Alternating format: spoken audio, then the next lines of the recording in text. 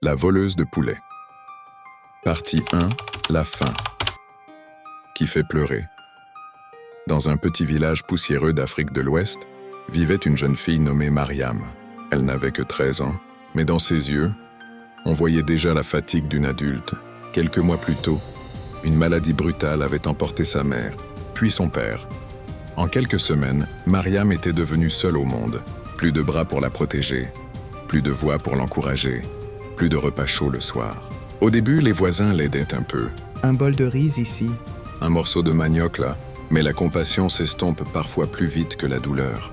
Et la faim, elle, ne s'estompe jamais. Un matin, Mariam se réveilla avec le ventre vide.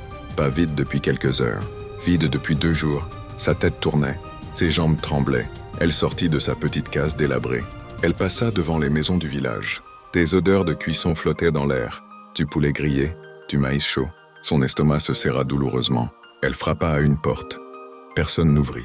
Elle frappa à une autre. Une femme la regarda, puis referma doucement. Mariam comprit. Elle n'était plus une enfant. Elle était devenue un poids. Alors qu'elle marchait lentement vers le marché, elle entendit des caquettements. Dans une cour ouverte, plusieurs poulets picoraient librement. Elle s'arrêta. Son cœur commença à battre très fort.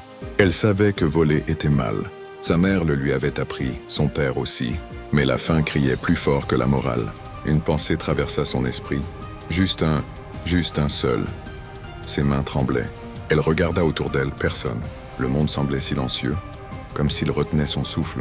Elle entra doucement dans la cour. Un poulet s'approcha d'elle. Elle le saisit brusquement, le cœur battant. Elle courut aussi vite que ses forces le permettaient. Elle ne s'arrêta que derrière un vieux mur effondré. Là, essoufflée, elle éclata en sanglots. Elle n'était pas fière. Elle n'était pas heureuse. Elle était juste affamée. Ce jour-là, Mariam mangea. Mais ce n'était pas seulement un poulet qu'elle avait pris. C'était son innocence qui venait de se fissurer. Et dans son cœur, une question brûlait déjà.